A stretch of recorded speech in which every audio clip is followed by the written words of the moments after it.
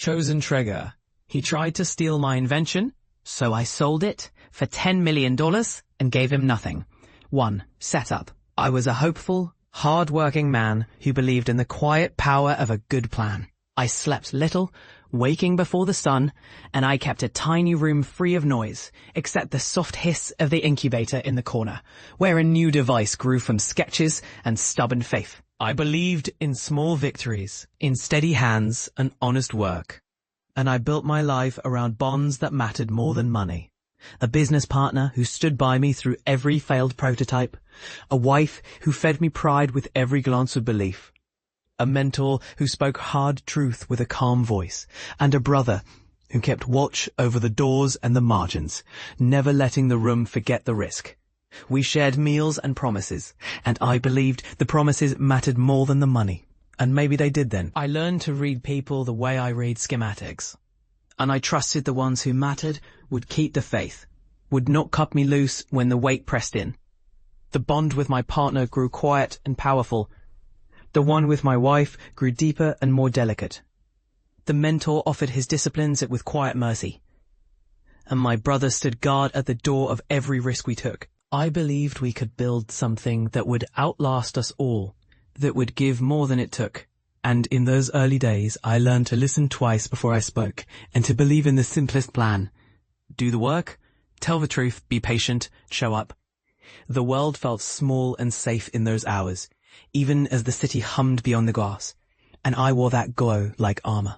The room we shared smelled of coffee and ink, of metal and rain, of hope that aged slowly into something stubborn. I thought we were a tribe, not a target. The work itself gave me shape, a slow breathing rhythm that steadied my nerves and kept my thoughts from wandering too far into doubt. I trusted the counsel of the mentor who warned me that success involves every hungry eye, every who would use a secret to climb. And I answered with longer days and clearer boundaries. In those early days, I did not know the danger would come from a friend wearing a familiar smile, from a partner who could speak softly and slice through trust with the same ease that a seam splits a fabric. The heart of that life was simple. We built, we tested, we believed, and the future looked generous enough to share with the people who had walked beside me from the very first pencil stroke, and I believed that they would stay true even when the nights grew long. 2. Inciting incident. The betrayal came as a whisper that felt like a cold draft sliding down the back of my neck. It began with a meeting that seemed ordinary, a routine check of progress, a review of numbers, a handshake that tasted of coffee and old ambition. Then the quiet line in the email arrived, a line that should have been a courtesy but felt like a blade, a note that claimed the invention had evolved beyond my reach, and that the path forward required a new partner with resources I did not possess. I did not see the trap at first, because the trap wore the mask of respectability, a suit that fit too well and a smile that sounded like a promise. I watched as documents moved, signatures appeared, and the person I trusted the most began to speak a language that twisted loyalty into leverage. The prototype that stood at the center of our life, the dream we had tended like a newborn, suddenly looked different under his gaze. And I realized he did not see it as a miracle, but as a stepping stone to power. He forged alliance with men who did not know the smell of coffee on a late night. He courted investors with the smooth talk of endings and beginnings. He played the role of the savior, while I watched my own name drift toward the margins, my credit line thinning and the room growing quieter whenever I walked in. The moment I discovered the plan was a second without breath, a moment in which I realized there was no going back. Not for me, not for them, not for the life I had built around a dream that was now being marched away from me. And then the breach sealed itself with one cruel line from a lawyer who did not blink. The rights would be transferred, the partnership dissolved. The project would be handed over to a larger group that could move faster, that would not wait for the stubborn, slow persistence of a man who still believed in the work as a moral act. That day I stood in the doorway of my own confidence and watched it close, the light slipping away, the warmth turning to frost. The betrayal was not a wrecking ball in a single strike. It was a slow eclipse, a creeping frost that snagged every moment where trust had grown warm, until the room emptied, the partners drifted, and I was left alone with the cold fear that the future I had earned with every careful breath now belonged to someone else. In that moment, I decided I would not vanish into a quieter life. I would not let the ligaments of hope snap and leave me hollow. I would respond. The choice to sell the invention for $10 million and give him nothing did not come from anger alone. It came from a stubborn clarity that if I did not take back some measure of control, the entire world would learn to believe a lie about me. My name would be a footnote to someone else's script, and I would not let that happen. 3. Rising action. The days after the blow were a long, careful march through a winter of doubt. I moved through the mornings with the same steady pace I used to test a circuit. But the air felt heavier, each breath carrying a weight I could not shake. I did not sleep much, yet I learned to hide the fatigue behind a calm voice and a ready smile for colleagues who did not know what I carried.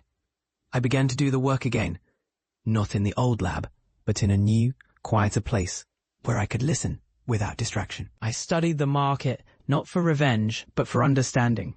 And in that study, I found the weakness of the very people who had tried to steal from me. I learned to read their needs, to predict their moves, to manipulate the ego of those who thought themselves invincible by simply showing how bright the trap could be set, how easily a lie could be trimmed into a truth if you spoke it with the right emphasis. I built the quiet army of supporters who believed in the stubborn, slow craft of a man who could endure a siege of rumors and still keep his hands clean. I listened to the old mentor again, the one who had warned that power corrupts the moment we forget the purpose of our work, and I took his counsel into the new plan and let it guide my pace. I reconnected with my wife, not with the old flourishes that had once made life seem like a page ripped from a romance novel, but with the careful conversations that remind a man what he fights for. I spoke honestly to my partner in the past, not with the heat of vengeance, but with the steady question of what we owed to the people who believed in us. And I admitted the ache without drowning in it. I hired a few sharp minds, investigators who could sift truth from rumor, lawyers who could read the lines of contracts as if they were a map, but a few journalists who cared for the truth more than the spotlight. The plan grew in the shadows, a patient organism feeding on the slow light of dawn. I did not reveal the exact nature of my new scheme to avoid tipping my hand, but I studied the art of revelation as if it were a weapon, and I learned to time the strikes with the precision of a clockmaker. The room I rented smelled of new paint and fresh paper, of possibility and restraint, and in that space I wrote and rewrote a new creed for myself. A man does not win by tearing another down. A man wins by building something that cannot be ignored, by making his work speak so loudly that the truth can no longer be silenced. The senses sharpened in me too. I could hear the whisper of the air conditioning when I entered the hall where the betrayer would soon stand. Feel the faint tremor of a camera lens as I watched the world watch what was about to happen. Smell the metallic tinge of fear rise from the room when the first proof I needed arrived on my screen. My mind worked like a machine, cross-checking every claim, every email, every signed page. Each one a cog that, when aligned, would expose the web of deceit that had sought to bind me. The more I studied, the more I realized the road to justice would not be a single strike, but a series of careful, unbreakable moves, designed to leave no corner where a lie could hide. 4. Climax. The moment came not with a roar, but with the quiet, devastating certainty of a courtroom in a live broadcast, a stage where truth cannot be bought, where the audience watches as the gears of corruption grind against the light. It occurred at a public event that I have planned as a launch for a new technology, a stage I filled not with fireworks, but with the names of those who believed in the work and in the fairness that should guide any enterprise. He appeared there, the same smile still aimed at the camera, but the eyes told a different story, a trick of vanity that had grown old. I stood at the podium first, the room silent enough to hear the rustle of a coat sleeve, and I began to unfold the narrative that they had tried to bury in the margins. I presented the forged signatures, the forged edits, the double accounts, the emails that proved the attempted theft, the way the patent had been